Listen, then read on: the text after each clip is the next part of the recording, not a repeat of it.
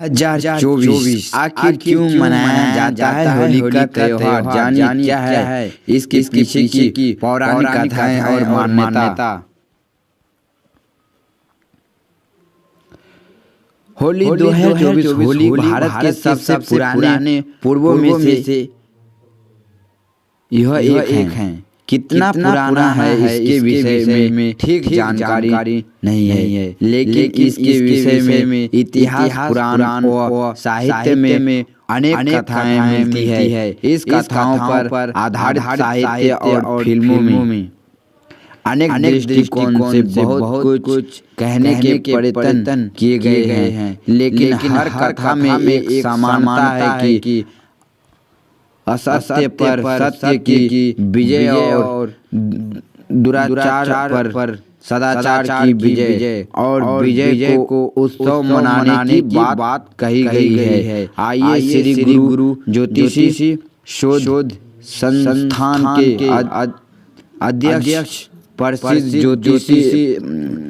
ज्योतिषाचार्य गुरुदेव पंडित हृदय रंजन शर्मा से जानते होली से जुड़ी धार्मिक मान्यताएं, प्रहलाद और होलिका की कथा। होली का त्योहार की सबसे प्रसिद्ध कथा प्रहलाद और होलिका की कथा से जुड़ा हुआ है। विष्णु पुराण की एक कथा के अनुसार प्रहलाद के पिता दैत्यराज हिरण्यकश्यप ने तपस्या कर देवताओं से यह वरदान प्राप्त कर लिया कि वह न तो पृथ्वी पर मरेगा न आकाश में, न दिन में मरेगा, न रात में, न घर में मरेगा, न बाहर, न अस्त्र से मरेगा, न शस्त्र से, न मानव से मरेगा, न पशु से। इस वरदान को प्राप्त करने के बाद वह स्वयं को अमर समझकर नास्तिक और निरंकुश को हो गया। वह चाहता था कि उनका पुत्र भगवान नारायण की आराधना छोड़ दे, परंतु प्रहलाद इस बात के लिए तैयार नहीं था। हिरण्यकश्यप ने उसे बहुत सी प्राणकांत यातनाएं दी, लेकिन वह हर बार बच निकला। हिरण्यकश्यप की बहन होलिका को यह वरदान प्राप्त था कि वह आग में नहीं जलेगी, अतः उसने होलिका को आदेश दिया कि वह प्रहलाद को लेकर आग में प्रवेश कर जाए, जिससे प्रहलाद जलकर मर जाए। परंतु होलिका का यह वरदान उस समय समाप्त हो गया जब उसने भगवान भक्त प्रहलाद का वध करने का प्रयत्न किया। होलिका अग्नि में जल गई, परंतु नारायण की कृपा से प्रहलाद का बाल भी बाका नहीं हुआ। इस घटना की याद में लोग होलिका जलाते हैं और उसके अंत की खुशी में होलिका पर्व मनाते हैं। राधा और कृष्ण की कथा। होली का त्योहार राधा और कृष्ण की पावन प्रेम कथा से भी जुड़ा हुआ है। बसंत के सुंदर मौसम में एक दूसरे पर रंग डालना उनकी लीला का एक अंग माना गया है। मथुरा और वृंदावन की होली राधा और कृष्ण के इस रंग में डूबी हुई। वृंदावन की होली राधा और कृष्ण की इस रंग में डूबी हुई होती है। बरसाने और नवद गांव की लठमार होली तो प्रसिद्ध है ही। देश विदेश में श्री कृष्ण के अन्य स्थलों पर भी होली की परंपरा है। यह भी माना गया है कि भक्ति में डूबे जिज्ञासाओं का रंग 12 रंगों से नहीं खेला जाता। रंग खेला जाता है भगवा नाम का रंग खेला जाता है। शूद्र वाना बनाने के लिए रंग होता है, प्रेम का रंग होता है, भाव का, भक्ति का, विश्वास का, होली का उत्सव पर होली जलाई जाती है। अहंकार की, अहम की,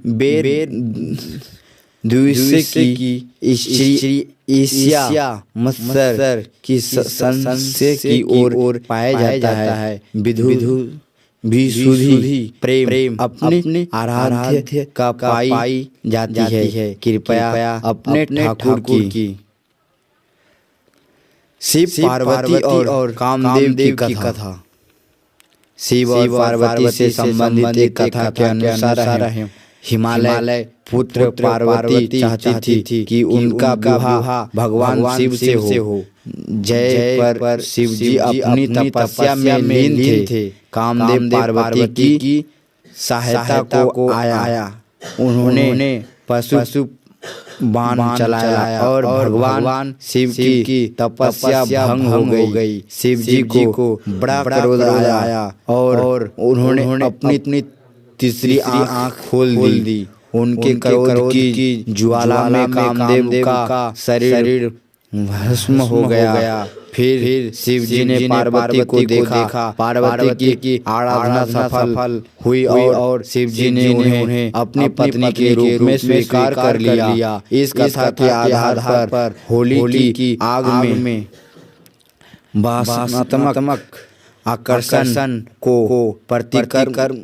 कर्मतक रूप से जलाकर सच्चे प्रेम की विजय का उत्सव मनाया जाता है। एक अन्य कथा के अनुसार कामदेव के भस्म हो जाने पर उनकी पत्नी रति ने विलाप किया और शंकर भगवान से कामदेव को जीवित करने की गुहार की।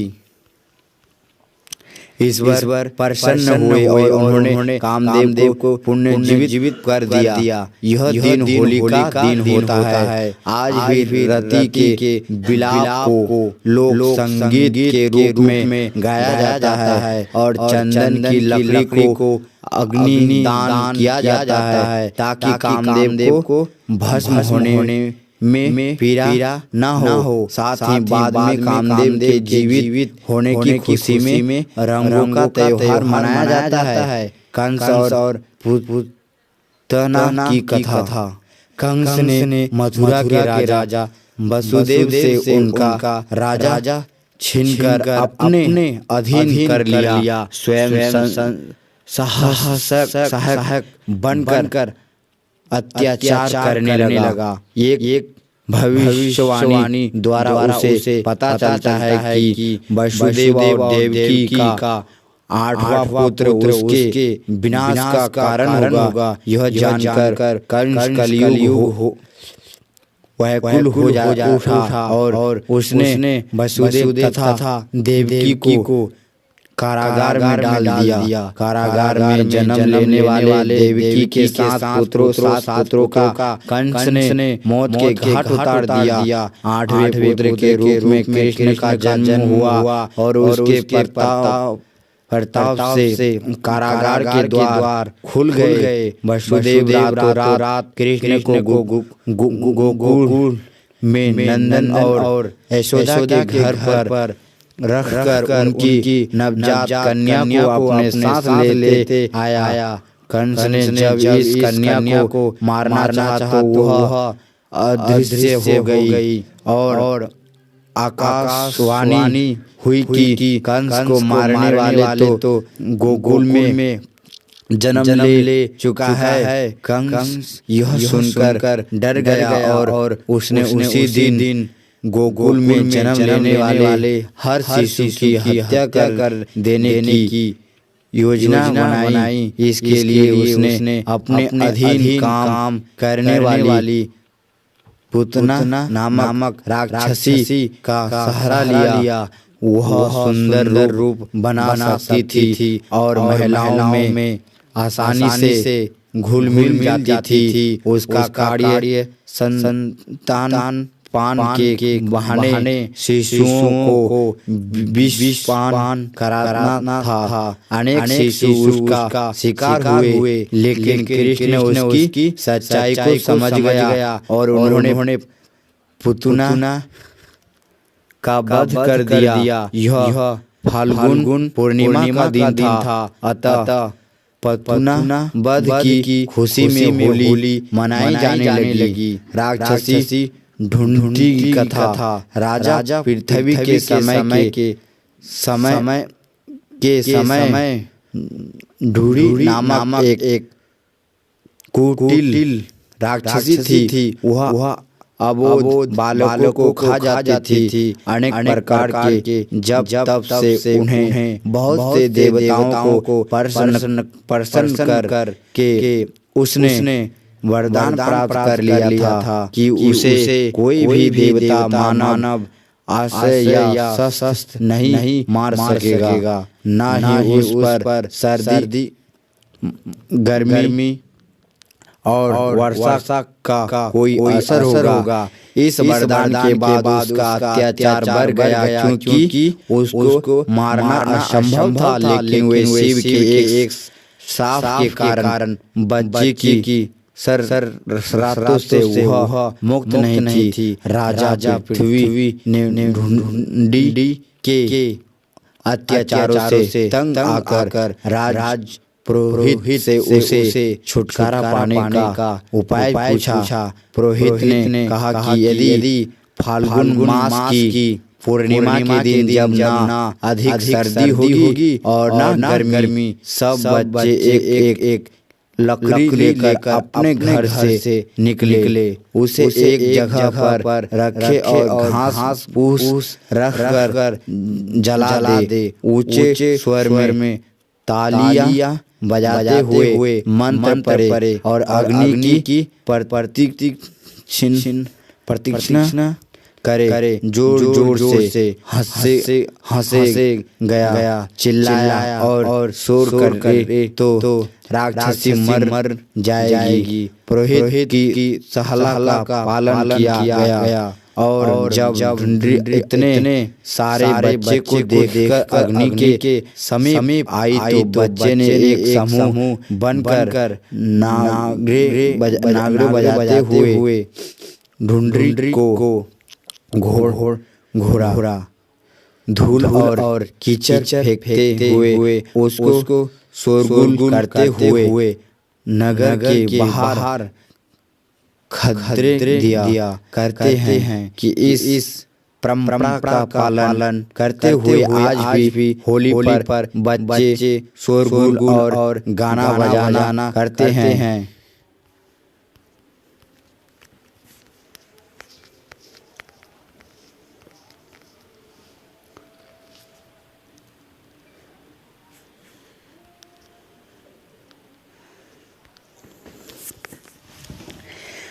हाय रे कजरा